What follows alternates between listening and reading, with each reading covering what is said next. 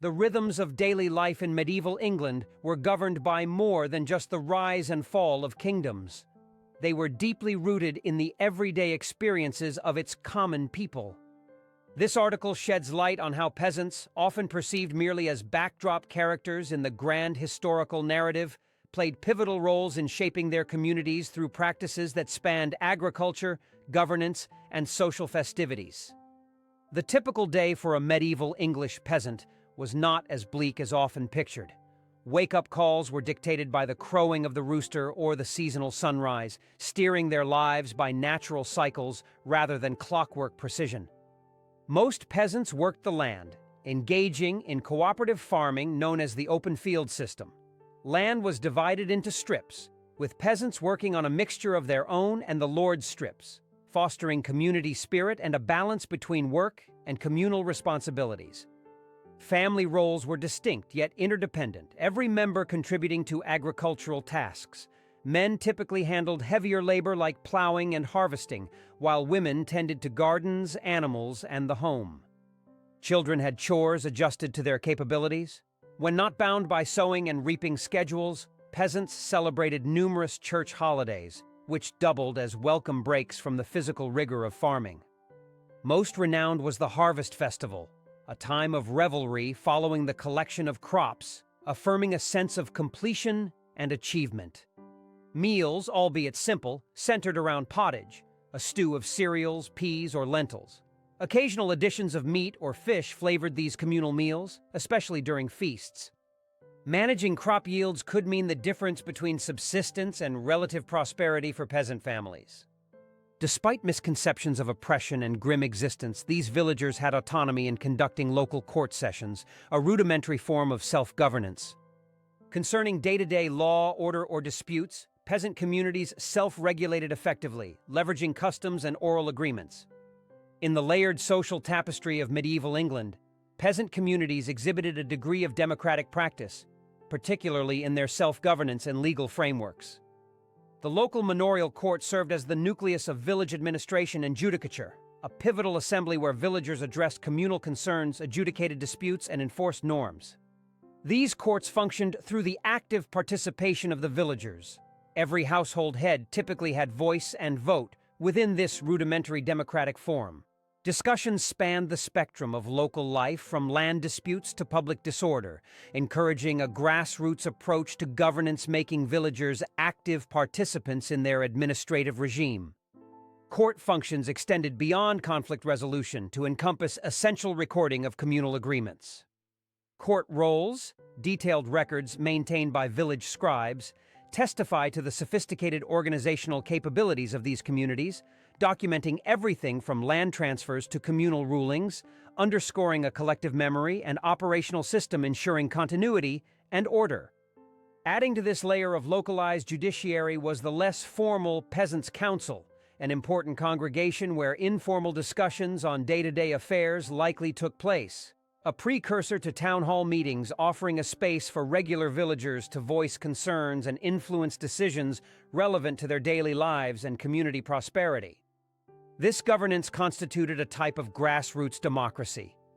Each community member, regardless of wealth or land possession, had roles and responsibilities contributing directly to the functioning and well-being of their society.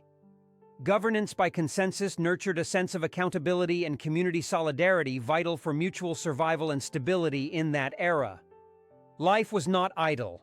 Incidents of famine or disease could swiftly undermine peasant lives, portraying a delicate fragility. However, with recognized rights over leased lands and the ability to pass holdings to descendants, medieval English peasants carved out a life belying the one-dimensional depiction of mere serfdom often sustained in popular recounting. Their existence underscores a structured societal role marked by both rights and responsibilities, a historic chapter richer and more complex than general summaries often suggest.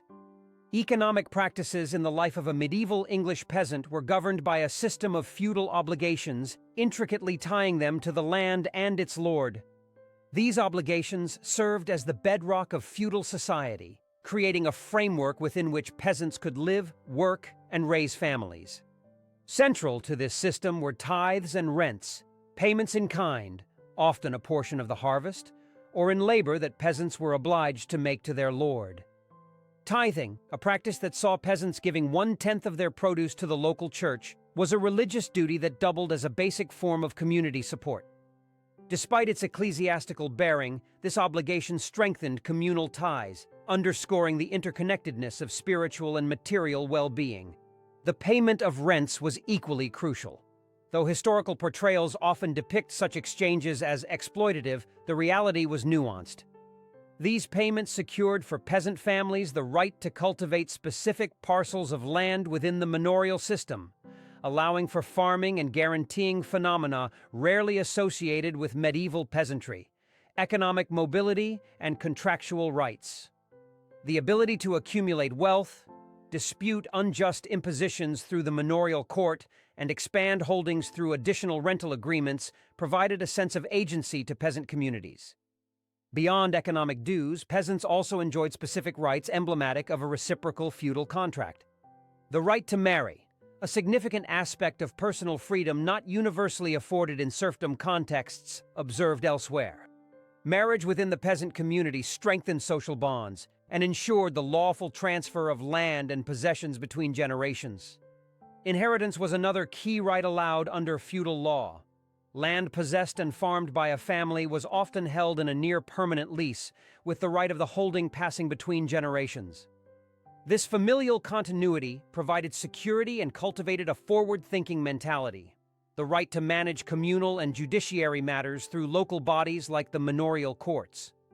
These assemblies provided a formal mechanism for the redressal of grievances, arbitration of disputes, and mutual agreement on community standards and norms. Viewed holistically, the economic landscape shaped by feudal obligations and rights crafted a symbiotic, if occasionally contentious, system where duty fostered rights and regulation sponsored counterbalancing liberties. This dynamic, embedded within medieval economic principles, stretches our understanding of medieval peasants as passive actors to active participants in shaping their social and economic environments. Contrasts in diet and nutrition between medieval peasants and the nobility highlight the social divisions of the period while revealing the resourcefulness of peasant cuisines. Chemical analysis of pottery residues from the village of West Cotton brings vivid detail to our conception of peasant dietary habits, previously underrepresented in historical texts, often focused on the aristocracy and ecclesiastical figures. Researchers discovered that peasant meals primarily consisted of stews or pottages containing beef, mutton, and hearty vegetables like cabbage and leek.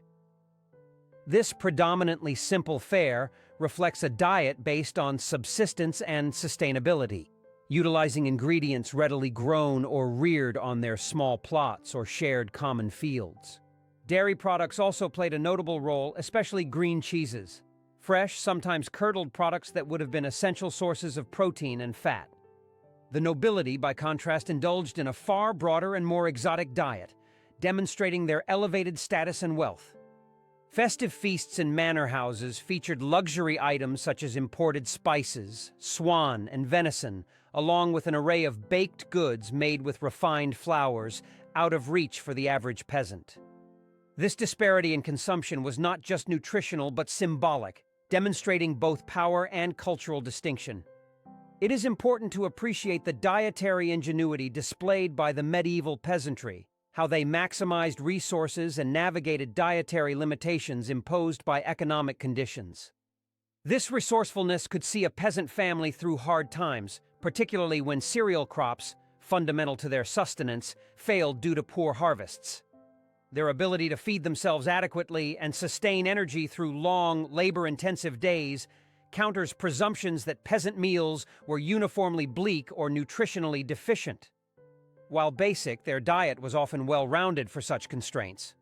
Common methods of food preparation and consumption among peasants are also illuminating. Cooking technology was rudimentary, with ceramic pots used as multifunctional culinary tools. The predominance of stews can be seen as a practical response to their cooking facilities. A single pot provided a means to mix various available ingredients into nutritious one-pot meals that could feed an entire family with minimal hassle. The communal aspect of meal preparation and consumption added another layer, solidifying social bonds through shared labor and sustenance. Drawing from these culinary findings from the medieval village of West Cotton, it is evident that though challenged economically, the English medieval peasant diet was inherently resilient, holding their community together and underscoring their critical influence on rural economic life. This internal culinary life within peasant communities provides a richer understanding of the period, shedding light on the social fabric that sustained medieval society at its most essential levels. Leisure and holidays in medieval peasant communities offered crucial intervals from the hardships of constant labor, providing time for recuperation and pleasure while reinforcing community bonds through shared customs and traditions.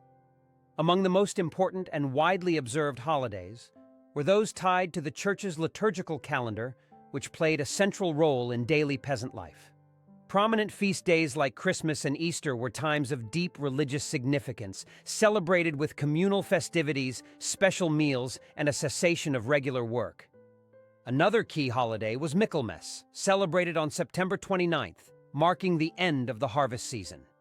This day was not only a spiritual observance, but also a time for settling rents and accounts related to the harvest, a turning point in the agricultural and economic year. May Day was celebrated with particular gusto, characterized by festive dances around the maypole, a tradition rich with symbolism of fertility and renewal. Villagers would come together, casting aside work for music, dancing, and games. This holiday was particularly enjoyed as it symbolized the return of spring and was a welcome break before the intensive labor of planting and summer harvests began. The harvest festival, substantially following the final reaping of crops, was both a communal celebration of the completed harvest and a moment of collective relief before autumn set in. Villagers indulged in food, drink, and dance, sharing the fruits of their labor in a festival that underscored a successful harvest and the interdependence among community members. Beyond specific holidays, medieval peasants engaged in various leisure activities that forged and reinforced social ties while providing relief from the rigors of peasant life. Traditional sports like wrestling, archery contests, and bowling were popular, with competitions often held during festivals when people from different villages gathered. Such gatherings were pivotal in strengthening social cohesion and providing a venue for resolving disputes, exchanging goods, and negotiating marriages, further weaving the social fabric of rural life. Seasonally, as work allowed, Sundays and holy days accorded regular pauses in the labor schedule, rooted in religious observance but practically offering time for reflection, rest, and community engagement. This rhythm of work, interposed with rest and revelry, created an agricultural calendar that not only structured the physical labors of the fields, but also addressed the emotional and social needs of the community. Understanding leisure and holidays in the life of a medieval English peasant reveals not only the cycle of labor and rest vital for physical survival, but also how these breaks facilitated social survival. This cadence helped define the rhythm of rural life, acknowledging that along with plows and harvests, dancing, sport, and shared celebration were fundamental to cultivating community resilience and contentment. The life of a medieval English peasant was far from the simplistic and bleak existence often portrayed. Through their communal efforts in governance, economic practices, and social structures, they not only sustained but also enriched their communities. This closer look at their lives reveals a tapestry woven with much more agency and complexity than traditionally acknowledged.